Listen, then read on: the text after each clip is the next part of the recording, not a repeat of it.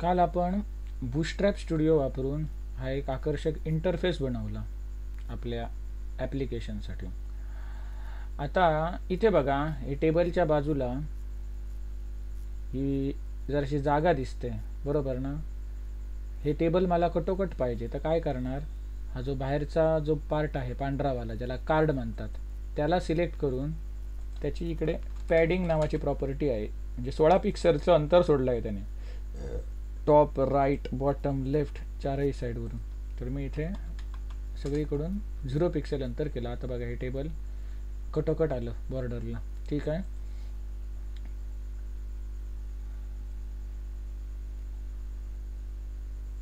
तर एवढं सगळं करून मी काय करतो, आता हे पेज एक्सपोर्ट करतो.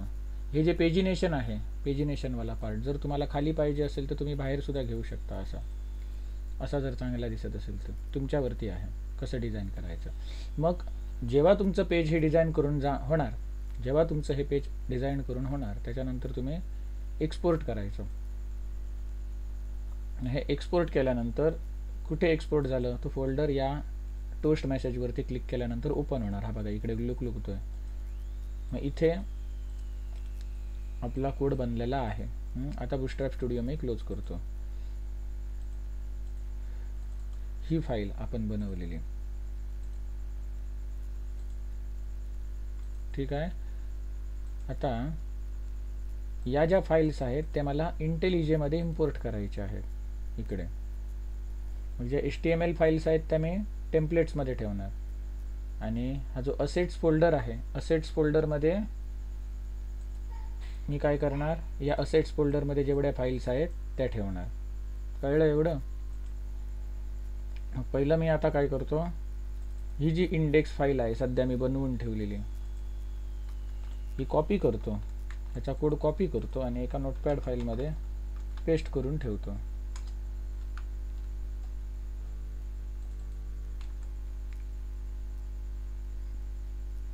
केला. आता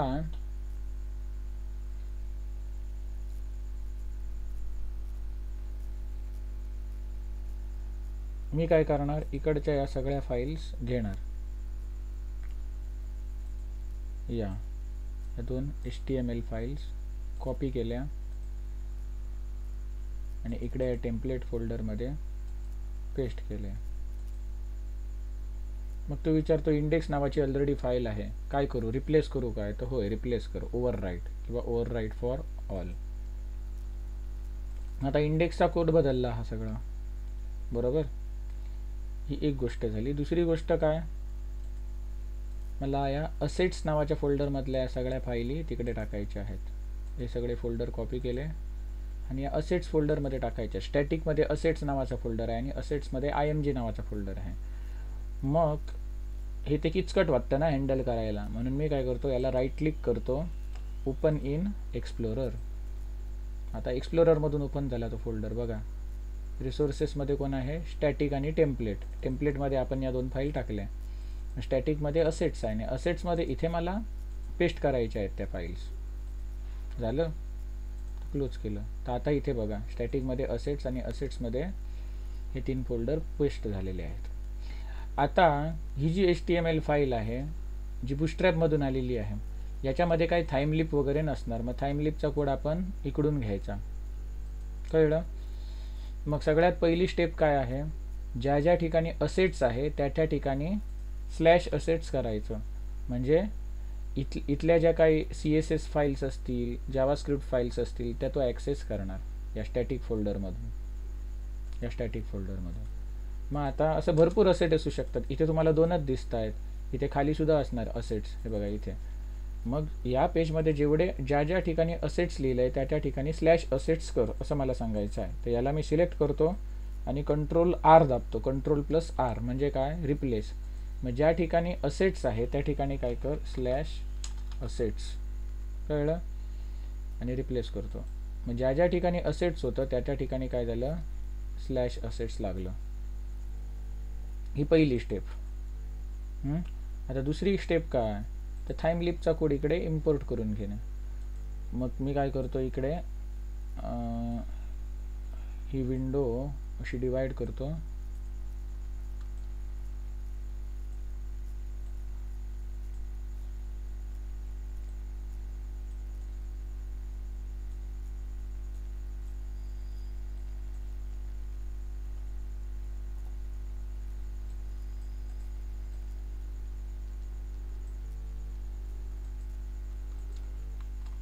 कॉपी केलं, HTML टॅगला इथे पेस्ट करतो. म्हणजे थाइमलिपवाला कोड जो आहे तो मी इकडे टाकणार आता. हे झालं. अजून मी थाइमलिप कुठे हे वापरलं, हे एक्स्ट्रा केलेलं आहे HTML मध्ये. स्क्रिप्ट फंक्शन हे हेड टॅगमध्ये टाकतो कुठेतरी. हे इम्पोर्ट, या फाईल्स इम्पोर्ट केल्यानंतर टाकूया. झालं, हे टाकलं. त्याच्यानंतर आता कुठे आलं आहे थाइमलिप, हे बघा फॉर्ममध्ये मेथड पोस्ट ॲक्शन /emp/ याच्यात फॉर्म टॅग बघूया कुठे आहे. बघा फॉर्म मेथड पोस्ट आहे, ॲक्शन /emp/ हे आपण ऑलरेडी दिलेलं आहे बूटस्ट्रॅप स्टुडिओमधून. ENC type multipart /form data बरोबर आहे. त्याच्यामध्ये हे सगळे इनपुट टॅग्स आहेत जे इकडे सुद्धा येणार.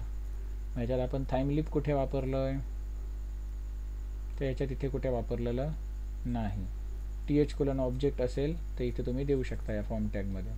TH: ऑब्जेक्ट वापरला असेल तर. मग आता इथे महत्त्वाची गोष्ट म्हणजे हा जो फॉर्म टॅग आहे इथे सुरू झाला आहे आणि इथे संपला आहे. मग याच्या आतमध्ये हे सेव्ह बटन आलं पाहिजे. इनपुट टाईप सबमिटवालं बटन आलं पाहिजे. मग आपलं हे जे सबमिट बटन आहे ते कुठे येतं ते बघूया. इथे फॉर्म तुमचा सुरू झाला आणि हा फॉर्म संपतो कुठे, फॉर्म टॅग संपतो कुठे, हा इकडे संपतो. कळलं ना. हा मला संपवायचा कुठे आहे, सबमिट बटनच्या नंतर. मग इनपुट टाईप सबमिट कुठे आहे ते बघा इथे आलेलं आहे. Input type submit, button type submit, save. हे सेव्ह बटन त्या फॉर्म टॅगच्या आतमध्ये आलं पाहिजे. म्हणून हा फॉर्म टॅग मी इथे क्लोज न करता हे बटन झाल्याच्या नंतर क्लोज करतो. इथे पेस्ट करा किंवा इथे एंटर मारून पेस्ट करा, शेवटी एकच ते. काहीही करून काय, हा फॉर्म टॅग आहे त्याच्या आतमध्ये सबमिट बटन आलं पाहिजे, एवढं आपल्याला बघायचं आहे. हे झालं. त्याच्यानंतर आता आपण जाऊया टेबलकडे. इथे बघा टेबल टॅग, टेबल टॅग हे बघा.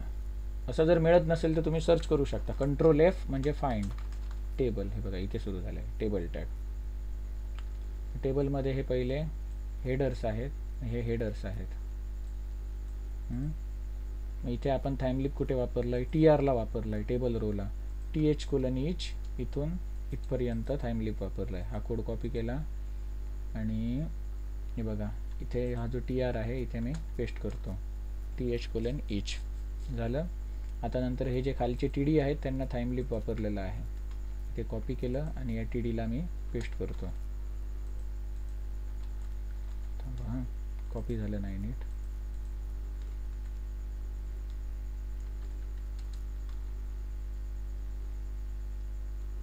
झालं, पहिलं झालं. त्याच्यानंतर हा इमेज टॅग आहे. इमेज टॅगला SRC डिफॉल्ट काय आहे, user3.png. तो कुठून येणार, डेटाबेसमधून येणार. डेटाबेसमधून ते इमेजचं नाव येणार. TH:/SRC. ही SRCची एवढी व्हॅल्यू आहे ती मी इथे कट करतो आणि पेस्ट करतो, कॉपी केलेली. TH:/SRC हे झालं. त्याच्यानंतर पुढचा कॉलम, पुढच्या कॉलमची व्हॅल्यू ही कॉपी केली, इथे पेस्ट केली.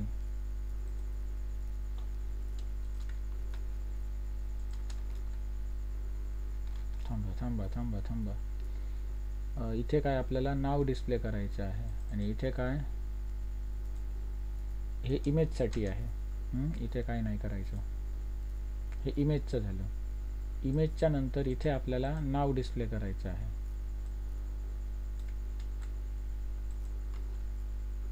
त्याच्यानंतर इथे त्याची डेट ऑफ बर्थ.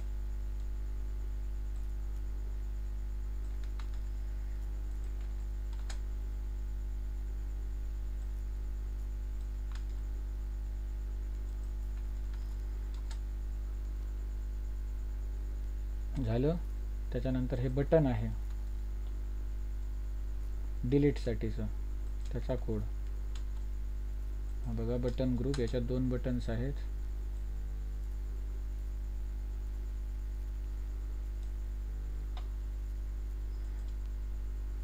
एक पेनवाला आयकॉन दिला होता ते एडिटसाठी, आणि त्याच्या खाली कचऱ्याच्या डबीचा आयकॉन दिला होता ट्रॅशवाला, ते डिलीटसाठी. अशी ही 2 बटन्स आहेत. मग या बटनला काय देतो इथे, TH: ऑन क्लिक, डिलीटवाल्यासाठी. कळलं. हे जे एडिटवालं बटन आहे याचं नंतर कोडिंग करूया, आधी डिलीटचं बघूया होतं आहे काय. आणि TH:/href ही जी आपण लिंक दिली होती ही कशासाठी, ते button as a hyper link म्हणून दाखवत होतो. हे सोडा, आपल्याला या बटन क्लिकवरती करायचं. हे झालं. त्याच्यानंतर इथे हा कोड संपतो. ठीक आहे. मग अशा प्रकारे आपण थाईमलिपचा जेवढा पार्ट होता तो आपण या बूटस्ट्रॅपने एक्सपोर्ट झालेल्या फाईलमध्ये आपण टाकला. आणि आता प्रोजेक्ट आपण रन करूया.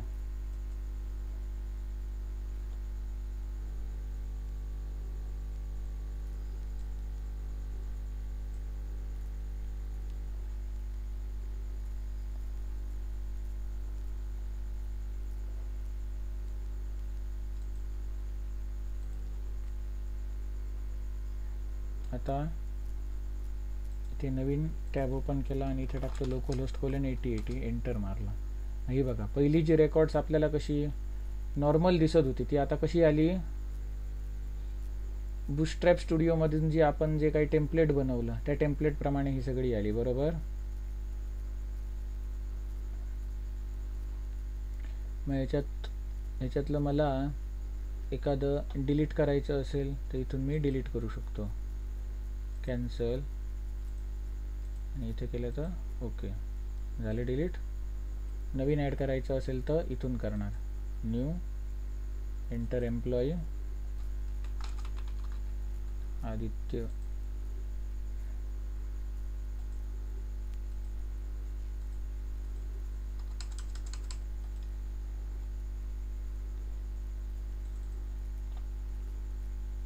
आता मी जेव्हा इथे पिक्चर सिलेक्ट करतो तेव्हा इथे प्रिव्ह्यू दिसला पाहिजे. हे आपण करूया पुढे पुढे. हां, आज आपल्याला तेच करायचं आहे. हे सगळं करायचं आहे.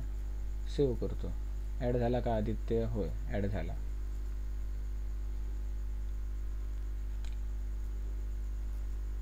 मग आता आपण काय करूया, ह्याच्यात एक एक गोष्टी ॲड करूया.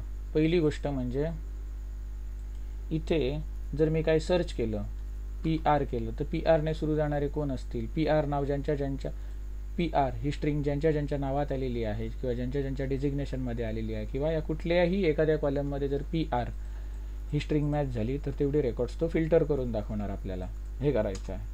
हे करण्यासाठी काय करणार, काही करायची गरज नाही. मी जे काही तुम्हाला नोट्स दिलेले आहेत स्प्रिंगचे त्याच्यामध्ये एक कोड आहे फिल्टर टेबलचा, तो फक्त कॉपी पेस्ट करा.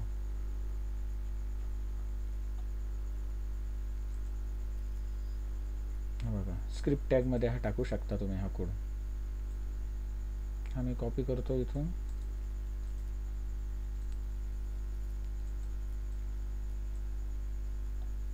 हा जो स्क्रिप्ट टॅगमध्ये हे जे काही फंक्शन टाकलं आहे याच्यावरती किंवा खाली कुठेही टाकू शकता तुम्ही तो कोड.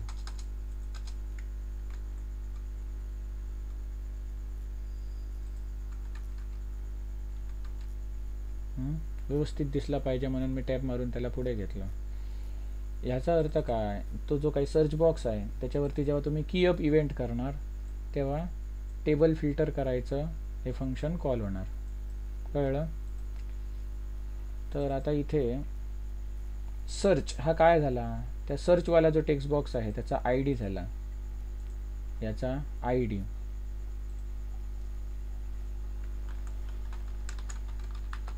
हा इनपुट वाला जो सर्च आहे तो त्याला मी ID = सर्च दिला होता. कुठून दिला होता, तो बूटस्ट्रॅप स्टुडिओमधून दिला होता, कारण मला माहीत होतं हा मला पुढे लागणार आहे फिल्टर करण्यासाठी. कुठून दिला होता मी तो दाखवतो. याला इथे क्लिक केलं होतं आणि इथून ID याला सर्च दिला होता. कळलं. याचा अर्थ काय, ज्या GUI कंपोनंटला सर्च हा ID दिलेला आहे त्याच्यावरती जेव्हा आपण काहीतरी की अप इव्हेंट कॉल करणार, म्हणजे आपण की दाबतो, तो की डाऊन आणि दाबून सोडतो, त्याला काय म्हणतात की अप. मग की अप इव्हेंटच्या वेळी काय कर, याच्यामध्ये जे काही टेक्स्ट टाईप केलेलं होतं त्या टेक्स्टनुसार काय कर, टेबल फिल्टर कर, असा याचा अर्थ. मग मी हे पेज सेव्ह करतो Ctrl+S दाबून आणि हे ॲप्लिकेशन रीरन करतो, रिस्टार्ट करतो. काय केलं मी, नुसता हा कोड कॉपी पेस्ट केला, बाकी काय केलं नाही. इथे पेज हे रिफ्रेश करतो आणि याच्यामध्ये मी समजा PR टाकला. इथे हा फिल्टर का करत नाही चेक करूया. एरर काय आला असेल तर.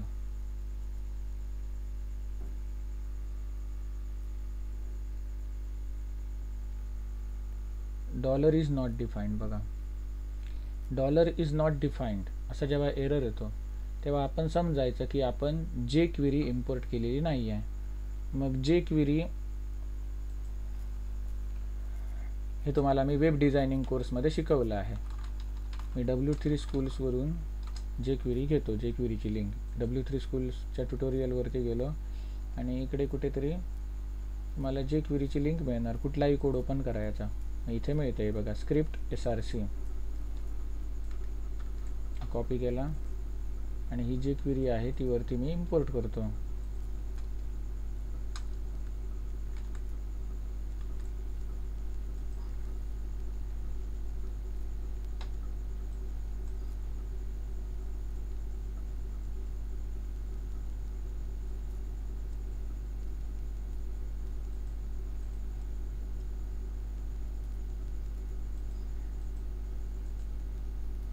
आता रिफ्रेश करतो.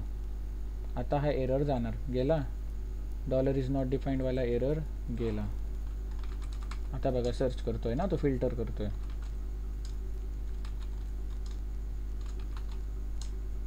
बरोबर. मी आपण हा फिल्टर ॲड केला. त्याच्यानंतर आता आपण काय करूया,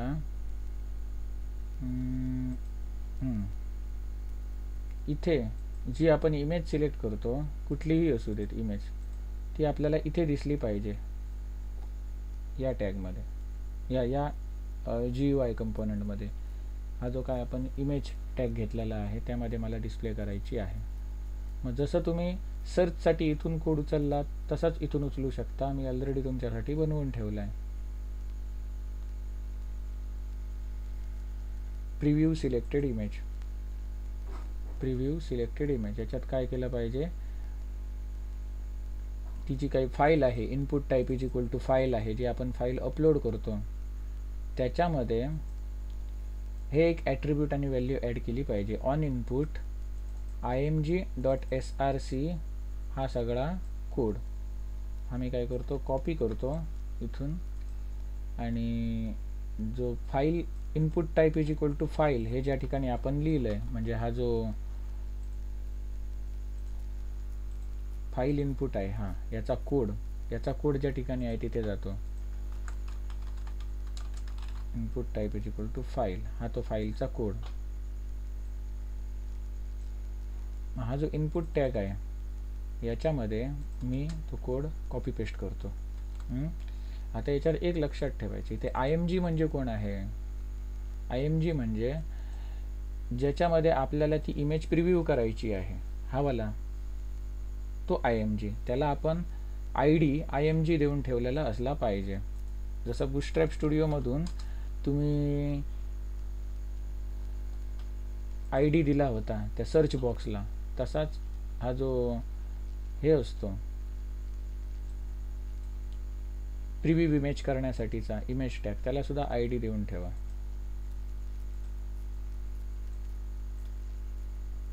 हा वाला जो आहे ना इमेज, त्यालाही बघा इथून मी ID देऊन ठेवला आहे IMG. जर तुम्ही बूटस्ट्रॅप स्टुडिओमधून द्यायला विसरला तर इथूनही देऊ शकता तुम्ही.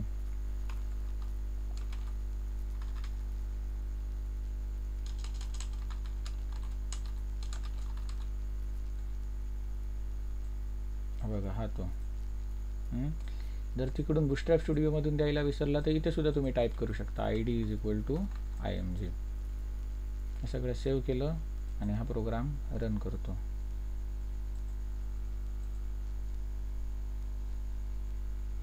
पेज रिफ्रेश करतो. न्यूला क्लिक केलं, चूज फाईल सिलेक्ट करतो. दिसतंय ना इथे. मी आता त्याची हाईट आणि विड्थ घेतली आहे, त्याच्यानुसार हे दिसतोय, बरोबर ना. जर हाईट आणि विड्थ दिली नसती तर ओरिजिनल त्याची जी हाईट विड्थ आहे त्याच्यामध्ये दिसला असता.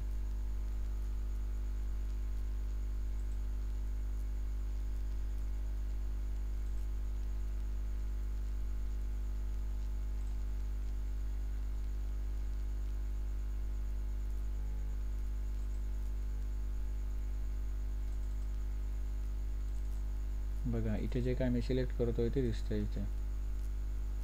कळलं?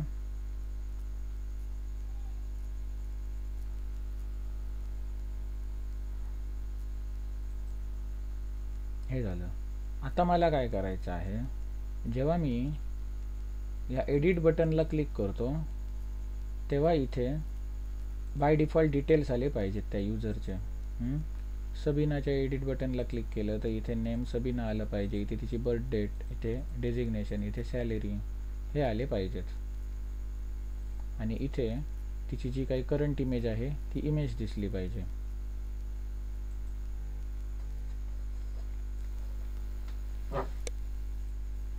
मग याच्यासाठी मी आता काय करू शकतो ते बघा. ह्या एडिट बटनचा जो कोड आहे त्याच्यासाठी एक फंक्शन बनवावं लागेल. जसं आपण इथे डिलीट बटनसाठी जे फंक्शन बनवलं आहे तसंच मी काय करणार, एक एडिट बटनसाठी मी फंक्शन बनवणार. Function edit EMP.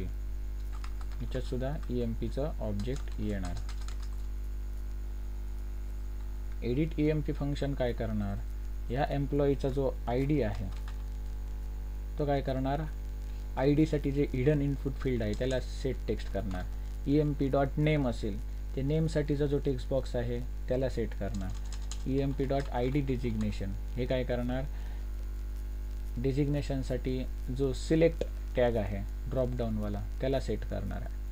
Same for salary. ठीक आहे. मग ते आपण आता इथे करूया. मग इथे मला jQuery वापरावी लागेल. jQuery वापरून मी या व्हॅल्यू सेट करतो. मग बुटस्ट्रॅप स्टुडिओमधून मी यांना वेगवेगळे ID दिले होते ना, ते ID बघून घेतो. ह्याच्या आधी एक हिडन फील्ड होतं, हे बघा हिडन इनपुट, त्याला मी काय दिलेला, ID, हा ID दिलेला. त्याच्यानंतर जो पुढचा टेक्स्ट बॉक्स होता हा नेम, याला नेम दिलेला. याला काय दिलेला DOB. त्याच्यानंतर याला सिलेक्ट टॅगला काय दिलेला ID डेजिग. त्याच्यानंतर हा जो सॅलरीवाला होता त्याला सॅलरी दिलेला आणि याला काय दिलेलं, फाईल दिलेलं. हा IMG आहे, याला IMG दिलेला. मग यांना आता आपल्या त्या व्हॅल्यू सेट झाल्या पाहिजेत ह्यावाला EMPच्या. मग मी इथे काय करतो, डॉलर गोल ब्रॅकेटमध्ये #ID म्हणजे ज्या इनपुट फील्डला मी हा ID दिलेला आहे त्याला काय कर, व्हॅल्यू सेट कर. कुठली, emp.id. त्याच्यानंतर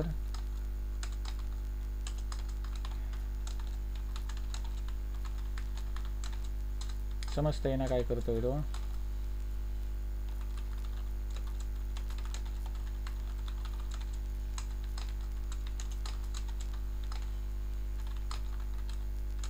ज्या इनपुट फील्डला मी ID डेजिग दिलाय त्याला व्हॅल्यू कुठली सेट कर, emp.id डेजिग. डॉलर ते #IMG. आता हा जो इमेज टॅग आहे त्याला आपल्याला हे सेट करायचं आहे, काय, ती इमेज सेट करायची आहे त्या एम्प्लॉईची. हे आपण नंतर करूया, आधी एवढं टेस्ट करूया. हे एक फंक्शन बनवून ठेवलं एडिट EMPचं. मग मी हे फंक्शन कधी कॉल व्हायला पाहिजे, तर जेव्हा आपण त्या एडिट बटनवर क्लिक करणार तेव्हा. हा एडिट बटनचा कोड, हा डिलीट बटनचा कोड. मी एडिट बटनच्या कोडवरती असंच करू शकतो ना, TH:(on क्लिक). डिलीट EMP आहे, सेम फंक्शन मी कॉपी पेस्ट करतो, फक्त इथे काय करतो, एडिट EMP, आणि हे एम्प्लॉईचं ऑब्जेक्ट पाठवतो, त्या करंट एम्प्लॉईचं ऑब्जेक्ट, तो रो जो काय असेल तो, ज्याच्या आपण एडिट बटनला क्लिक करणार. मग इथे समजा ह्या बटनला आपण क्लिक केलं असेल तर काय होणार, इथे सबीनाचा ID, सबीनाचा पिक्चर, सबीनाचं नाव, सबीनाचं डेट ऑफ बर्थ, सबीनाचं डेजिग्नेशन, सबीनाची सॅलरी, या सगळ्या डिटेल्स ज्या ऑब्जेक्टमध्ये आहेत ते ऑब्जेक्ट ॲज अ पॅरामीटर म्हणून पास केलं जाणार कोणाला, एडिट EMP फंक्शनला. आणि हे एडिट EMP फंक्शन काय करणार, तर ते ऑब्जेक्ट घेणार EMPचं आणि त्या एम्प्लॉईचा ID या ID नावाच्या इनपुट फील्डमध्ये टाकणार आहे. एम्प्लॉईचं नेम, त्या नेम ID हा मी ज्या इनपुट फील्डला दिला आहे त्याला सेट करून देणार. त्यानंतर एम्प्लॉईची सॅलरी हा ID मी ज्या इनपुट फील्डला दिला आहे त्याला सेट करणार. आणि डेजिग्नेशनची व्हॅल्यू मी त्या सिलेक्ट टॅगला दिली आहे ना, ID डिजिक हा ID दिला आहे त्याला सेट करून टाकणार. मग एवढं करून Ctrl+S दाबून मी हा प्रोग्राम रन करतो. इथे जसा तुम्हाला रंगीत कोड दिसतो तसा इथे दिसत नाही जावास्क्रिप्टमधला, का, कारण इंटेल इजेचं जे अल्टिमेट एडिशन आहे ते सपोर्ट करतं. इंटेल इजेचं जे कम्युनिटी एडिशन आहे हे फ्री असल्यामुळे हा जावास्क्रिप्टचा जो कोड आहे त्याच्यात ते सिंटॅक्स हायलाईट करत नाही. आता सगळंच त्यांनी फ्रीमध्ये दिलं तर त्यांचा धंदा चालणार कसा, असा विषय आहे ना. मग याच्यावरती दुसरे पर्याय काय आहे, हा जावास्क्रिप्टचा कोड आहे तो तुम्ही as a external JavaScript file इथे लिंक करून ते एक्सटर्नल जावास्क्रिप्ट फाईल तुम्ही फ्री IDE मधून वापरू शकता, दुसऱ्या एखाद्या IDE मधून, किंवा सबलाईम टेक्स्टमधून जावास्क्रिप्टची फाईल ओपन करू शकता कामापुरती. आता हे पेज मी रिफ्रेश करतो आणि इथे सबीनाच्या एडिट बटनला क्लिक करतो. अरे हे आलं नाही का, चेक करूया, इन्स्पेक्ट एलिमेंट करूया, काय एरर वगैरे आलं असेल तर चेक करूया. अनकॉट सिंटॅक्स एरर, इनव्हॅलिड और अनएक्सपेक्टेड टोकन, कुठे, 42व्या लाईनला.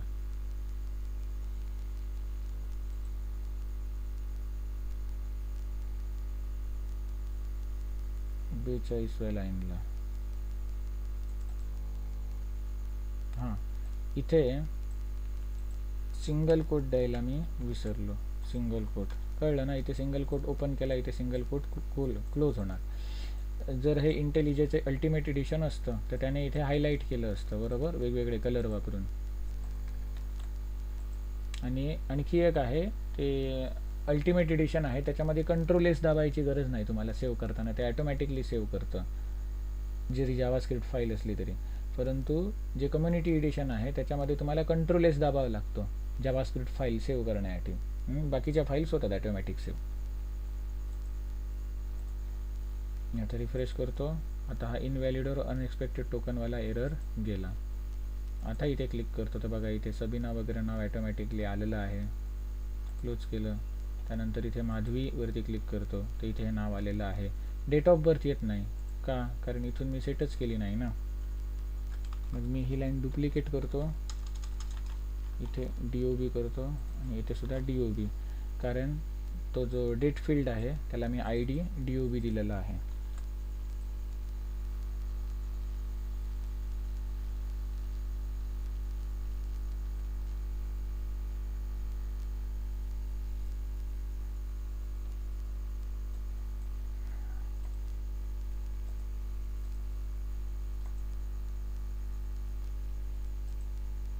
आता बघा इथे बर्थ डेट सुद्धा जी काय आहे ती येते त्या ठिकाणी, बरोबर. आपण जी काय बर्थ डेट ॲड केली होती रेकॉर्ड ॲड करताना ती इकडे दिसते. आता मला याच्यात जर काही एडिट करायचं झालं तर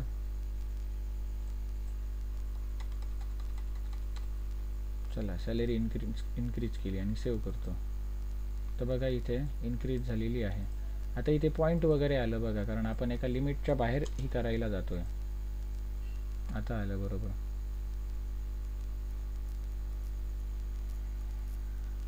आता हिची प्रोफाईल पिक्चर बघा गेली इथली. इथून काहीतरी सेट करूया प्रोफाईल पिक्चर आधी. तर आता मला काय करायचं, या एडिट बटनला क्लिक केल्यावरती ही सगळी माहिती इथे येऊन लागते बरोबर, पण इथे प्रोफाईल पिक्चरसुद्धा दिसली पाहिजे. मग जावास्क्रिप्टद्वारे किंवा jQueryद्वारे आपण इमेजला SRC हा URL कसा देऊ शकतो हे आपण बघूया. jQuery image SRC.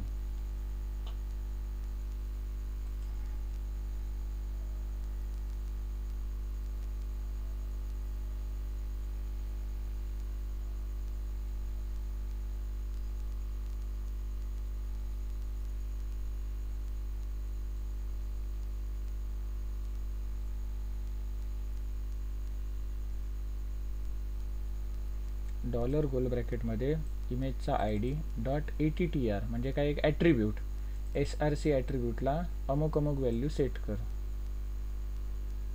कळलं ना? हा एक मार्ग आहे. याने सुद्धा सेम मार्ग दाखवला, याने सुद्धा सेम मार्ग दाखवला. बहुतेक सगळ्यांचं उत्तर आहे ते सेम आहे.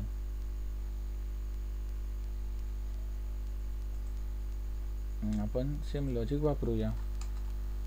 डॉलर गोल ब्रॅकेटमध्ये #img .attr ॲट्रिब्यूट, इथे 2 पॅरामीटर पास करणार. पहिला पॅरामीटर काय, SRC ॲट्रिब्यूटचं नाव, आणि इथे त्याची व्हॅल्यू. आता इथे त्याची व्हॅल्यू काय असणार, जो आपण इमेज डिस्प्ले करतोय तो कसा असतो बघा, इथे बघा /assets/img, त्याच्यानंतर काय आहे, इमेज फाईल आहे. इमेज फाईल म्हणजेच काय, एम्प्लॉईचा ID डॉट त्या एम्प्लॉईचं एक्सटेन्शन. मग या फॉर्मॅटमध्ये मला ते करायचं आहे. मी इथे जातो, इथे काय करतो, /assets/img, आणि याच्या पुढे मला काय जोडायचं आहे, कॉन्कॅट करून काय करतो, जोडतो काय, emp.id, आणि याला कॉन्कॅट करतो एक डॉट, आणि त्याच्या पुढे काय जोडतो, emp.extension.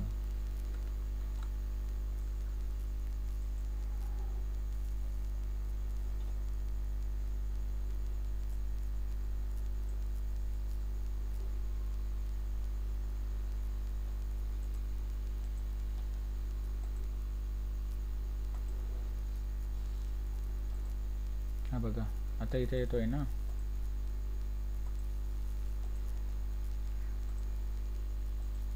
समजा मी चेंज केला,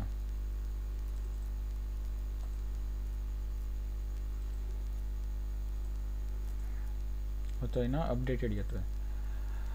आता एक गंमत बघा, मी समजा इथे गोपाळ कृष्ण या रेकॉर्डला क्लिक केलं आणि हे क्लोज केलं, आणि आता न्यू बटनला क्लिक केलं, तर हे गोपाळ कृष्णाचे डिटेल्स इथे आलेले आहेत. म्हणजे काय, मी जेव्हा कुठल्या तरी एका एडिट बटनवरती क्लिक केलं आणि हे क्लोज केलं, आणि त्यानंतर इथे न्यू बटनला क्लिक केलं, तरी तेच डिटेल्स इथे चिकटून राहिलेले आहेत. हे मला घालवायचे आहेत. म्हणजे मला काय करायचं आहे, फॉर्म रिसेट करायचा आहे. या न्यू बटनला जेव्हा मी क्लिक करणार तेव्हा मला फॉर्म रिसेट करायचा आहे. तर कसा करणार, तर jQuery मधून आपण त्या फॉर्मला रिसेट करू शकतो. त्याच्यासाठी एक मेथड असते रिसेटची.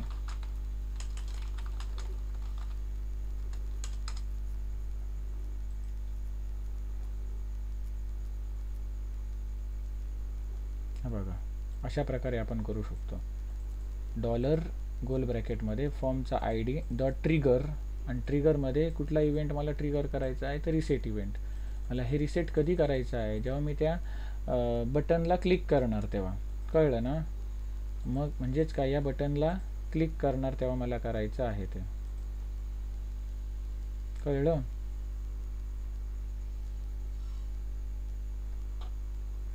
मग आता आपण तसा कोड लिहूया. त्या बटनला जेव्हा मी क्लिक करणार तेव्हा तसं झालं पाहिजे.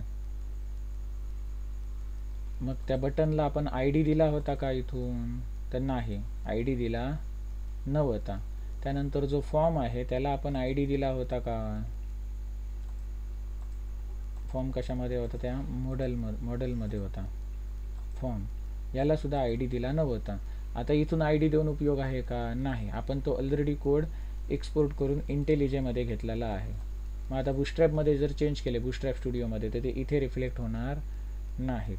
मग मला मॅन्युअली तो पार्ट शोधून काढून तिथे आय डी द्यावा लागेल. तो आता दाखवतो. पहिलं म्हणजे ते बटन न्यू ते शोधून काढतो. न्यू शब्द सर्च केला, वरती जातो.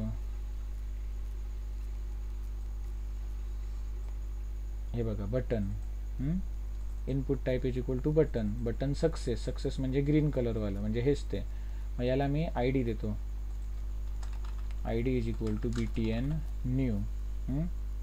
हा आय डी दिला याला. अजून मला आय डी कोणाला द्यावा लागेल तर त्या फॉर्म टॅगला. मग मी इथे कंट्रोल F मारतो आणि फॉर्म टॅग शोधून काढतो. हा बघा इथे आहे. याला सुद्धा एक आय डी देतो. I D is equal to form किंवा EMP फॉर्म काहीतरी याला नाव द्या. मग आता काय करतो, हे जे आहे document.ready म्हणजे हे जेव्हा डॉक्युमेंट तुमचं रेडी होणार तेव्हा हे फंक्शन कॉल कर. म्हणजे या फंक्शनमधला हा कोड एक्झिक्यूट कर. पेज रेडी झाल्यावरती या 2 कर्ली ब्रॅकेटमधला कोड एक्झिक्यूट होतो. मग हे आहे ते आपण एका बाजूला ठेवूया आणि याच्या खाली आपण पुढचा कोड लिहूया. आता इथे मला काय करायचं आहे, जेव्हा मी बटन न्यू हा आय डी असणाऱ्या बटनला क्लिक करणार तेव्हा काय कर, एक फंक्शन कॉल कर. हे सगळं मी तुम्हाला वेब डिझायनिंगच्या कोर्समध्ये शिकवलेलं आहे ऑलरेडी. jQueryचं तर एक फंक्शन कॉल कर. मग ह्या फंक्शनमध्ये काय होणार तर तो फॉर्म आहे तो रिसेट होणार. डॉलर गोल ब्रॅकेटमध्ये hash EMP form trigger reset. इथे तुम्ही सिंगल कोटच्या ऐवजी डबल कोट सुद्धा वापरू शकता.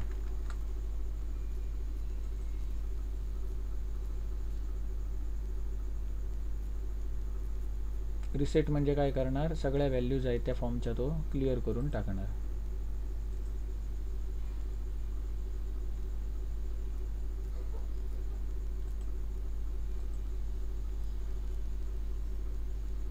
आता मी इथे सबीनाच्या नावाकडे क्लिक केलं. इथे व्हॅल्यू आलेले आहेत. आता न्यू बटनला क्लिक करतो तेव्हा हा फॉर्म पुन्हा क्लिअर झालेला आहे. कळलं. आता हा फॉर्म क्लिअर करताना बघा इथे या इमेजची व्हॅल्यू ही 30 राहिली बरोबर. इथे क्लिक केलं, हे घालवलं आणि आता न्यूला क्लिक केलं तर हे सगळं रिसेट होतंय. हा रिसेट होतोय का, नाही, कारण हे इनपुट फील्ड नाही. मग फॉर्मची रिसेट मेथड काय करू शकते, जी इनपुट फील्ड आहेत त्यांना रिसेट करून टाकणार. म्हणजे IMG टॅगला वगैरे रिसेट करणार नाहीत. मग IMG टॅगला आपण कसं रिसेट करू शकतो, याला आपण कोणती व्हॅल्यू सेट केल्यानंतर ही इमेज हे होणार, गायब होणार. इथे समजा मी नल लिहिलं तर काय होणार, गेली ना अशी. किंवा इथे काहीतरी मला एखादी डिफॉल्ट इमेज दाखवायची असेल, डिफॉल्ट इमेज, तर तीही दाखवू शकतो. फॉर एक्झाम्पल समजा मी इथून डाउनलोड करतो डिफॉल्ट प्रोफाईल पिक्चर लोगो, त्यातला कुठला तरी एक करतो.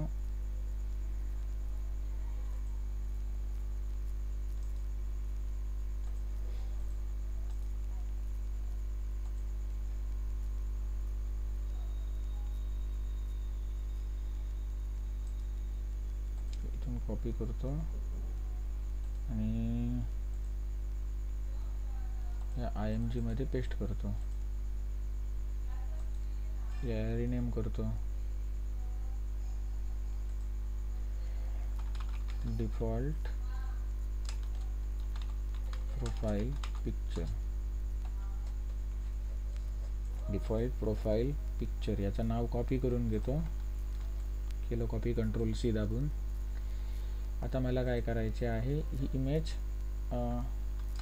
सेट करायची आहे जी डाउनलोड केलेली आहे ती. डॉलर गोल ब्रॅकेटमध्ये IMG ATTR SRC आणि इथे ती इमेज मला सेट करायची आहे.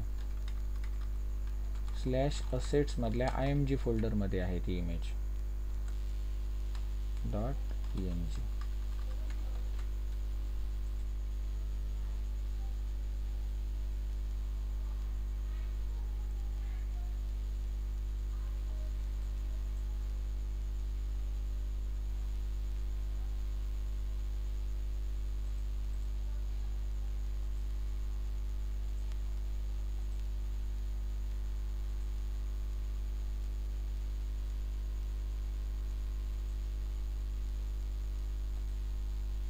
इथे आता ही इमेज आली.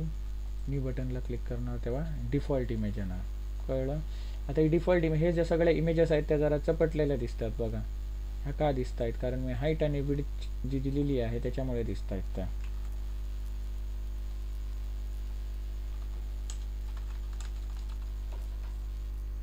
इथे हाईट मी 80 दिली आणि विड्थ 100 दिले ना. हे दोन्ही 100-100 करतो.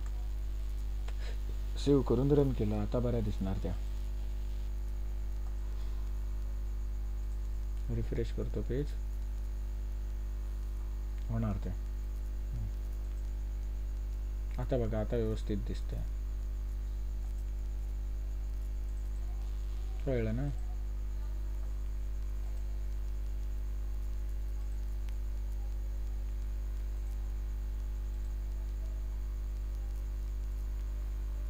तर हे झालं. आता आपण काय बघूया, या डिलीट बटनला क्लिक केल्यानंतर बघा हा असला अलर्ट येतो. हा असला अलर्ट नको आहे मला, काहीतरी आकर्षक अलर्ट पाहिजे. मग तो आकर्षक अलर्ट मी कसा घेऊ शकतो? तर मी स्वीट अलर्ट वापरणार. का वापरणार? Sweet alert library.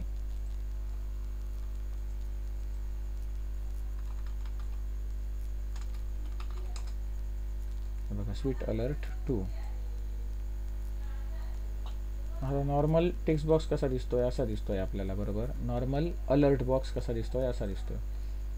मग आपल्याला असला काहीतरी पाहिजे या टाईपचा. मला डिलीटवाला पाहिजे, ज्याच्यामध्ये विचारलं जातं are you sure you want to delete, म्हणजे कन्फर्मेशनवाला अलर्ट बॉक्स. मग तो कन्फर्मेशनवाला मला कुठे मिळू शकतो?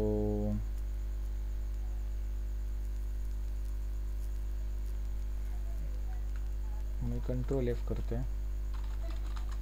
इथे कन्फर्मवाले आले बघा. Do you want to save the changes? Save, don't save, cancel. मला डिलीटवाला पाहिजे. हे बघा, डिलीटवाला मिळाला. मी इथे कंट्रोल F मारला आणि डिलीट सर्च केला, मग इथे डिलीटवाला मिळाला. हां, असला मला पाहिजे. Are you sure you won't be able to revert this. मग इथे आपल्याला जे पाहिजे ते टेक्स्ट टाकू शकतो. इथला आयकॉन बदलू शकतो, हे टेक्स्ट बदलू शकतो, या बटनवरचे टेक्स्ट बदलू शकतो, बटनचे कलर आपण चेंज करू शकतो. तेव्हा येस डिलीटेड करणार तेव्हा डिलीटेड येणार. मग याचा जो कोड आहे तुम्ही इथून उचलणार, कॉपी करणार. कळलं? हा कॉपी करणार आणि हा पेस्ट कुठे करणार? तर आपण डिलीट बटनला क्लिक केल्यानंतर कोणतं फंक्शन कॉल होतं? तर हे फंक्शन कॉल होतं डिलीट EMP, बरोबर ना. याच्यामध्ये मी तो कोड पेस्ट करणार. याच्यामध्ये मी तो कोड पेस्ट करणार.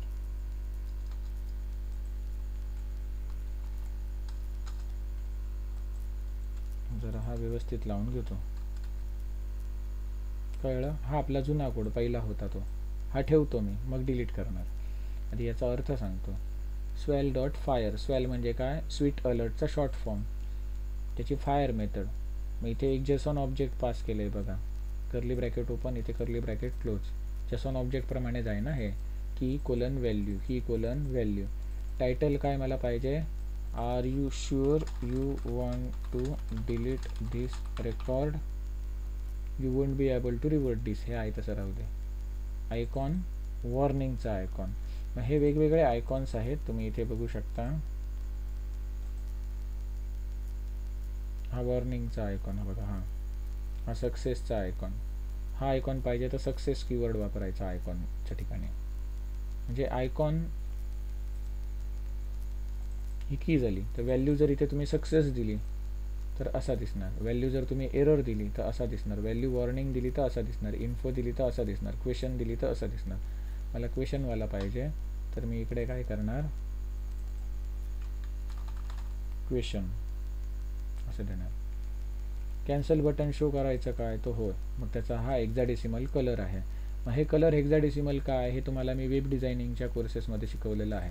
तर कॅन्सल बटनचा कलर, त्याच्यानंतर कन्फर्म बटनचं टेक्स्ट येस डिलीट इट असं आहे. हे टेक्स्ट तुम्ही चेंज करू शकता इथून. मग इथे देन आहे बघा कीवर्ड. जेव्हा तुम्ही काहीतरी कन्फर्म करणार तेव्हा काय होणार, तर तेव्हा या कर्ली ब्रॅकेटमधला कोड एक्झिक्यूट होणार. या कर्ली ब्रॅकेटमधला कोड एक्झिक्यूट होणार. रिझल्ट कन्फर्म केल्याच्या नंतर हा एक्झिक्यूट होणार. रिझल्ट तो कन्फर्म केल्याच्या नंतर काय होणार, तर इथे एक मेसेज दिसतोय डिलीटेड. आयकॉन त्याला success, your file has been deleted. आपण इथे काय लिहायचं, employee data has been deleted. कळलं, हे लिहायचं.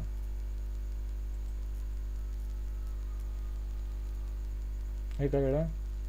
आता हा मेसेज दाखवल्यानंतर मला काय करायचं आहे, तर ही लाईन एक्झिक्यूट करायची आहे. ही लाईन काय करते, /emp/delete/ एम्प्लॉईचा जो काय ID असेल त्या URL ला आपल्याला घेऊन जाते. मग इथे कॉपी करतो आणि याच्या पुढे मी कोड लिहितो swell.fire या मेसेजच्या नंतर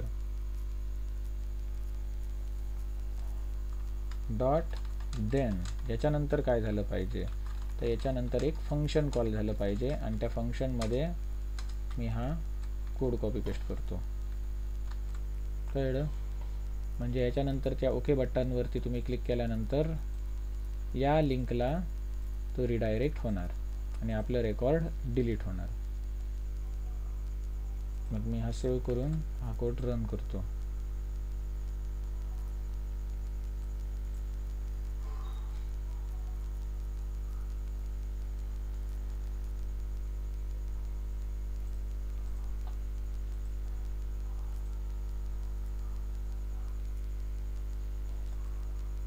इथे आता डिलीटला क्लिक केल्यानंतर तो येत नाही का, जसं जे क्वेरीची आपल्याला लायब्ररी ॲड करावी लागली वरती, तशीच आपल्याला याची सुद्धा करावी लागणार आताचा स्वीट अलर्टची. म्हणून इथे तो म्हणतोय swal is not defined. Swal stands for sweet alert. मग स्वीट अलर्टची आपण लायब्ररी अजून इम्पोर्ट केलेली नाही, ती कुठून करणार, ते इथे इन्स्टॉलेशन म्हणून ऑप्शन आहे बघा. मग याच्यातला हा जो स्क्रिप्ट टॅग आहे हा कॉपी करायचा आणि आपल्या हेड टॅगमध्ये टाकायचा. मग ही जी स्वीट अलर्टची लायब्ररी आहे ती जे क्वेरी वापरते, म्हणून तुम्ही जे क्वेरी इम्पोर्ट केल्याच्या नंतर कुठेही ॲड करा. जे क्वेरीची लायब्ररी ज्या ठिकाणी इम्पोर्ट केलेली आहे त्याच्या खाली कुठेही तुम्ही ॲड करा, पण जी क्वेरीच्या नंतर ॲड करा. कळलं. झालं. Ctrl+S दाबला, सेव्ह केलं आणि प्रोग्राम पुन्हा रन केला. रिफ्रेश करतो. आता डिलीट बटनला क्लिक करतो. अरे अजून हेच कसं येतंय.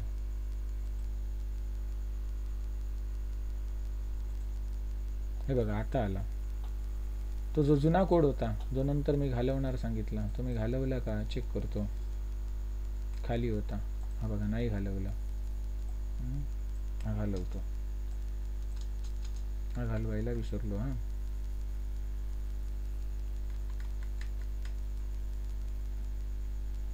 डिलीट EMPच्या फंक्शनमध्ये स्वीट अलर्टचा कोड तुम्ही ॲड केल्यानंतर हा जो जुना कोड होता तो काढून टाकायचा.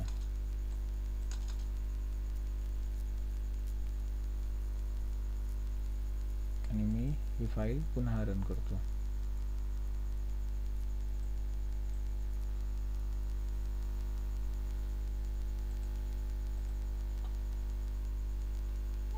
रिफ्रेश करतो.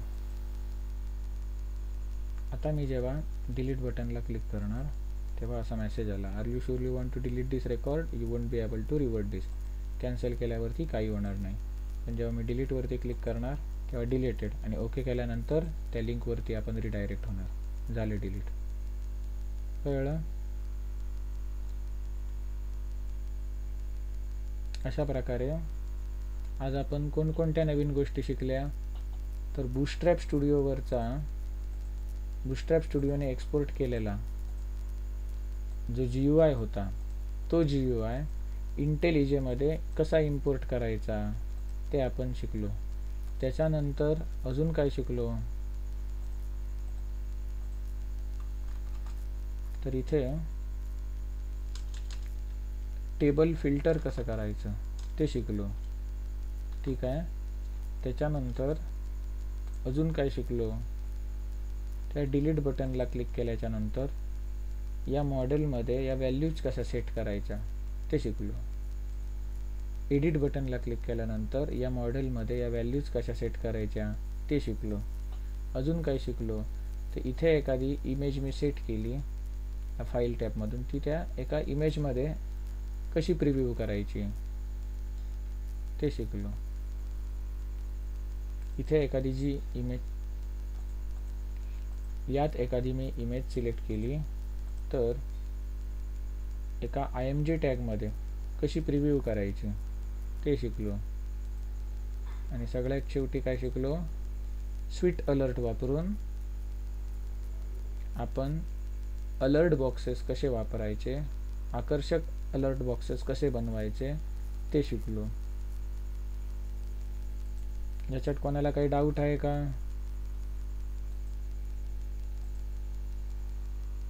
उद्या आपण पेजिनेशन बघणार. डाऊट काय असेल तर विचारा, डाऊट नसेल तर मीटिंग लीव करू शकता.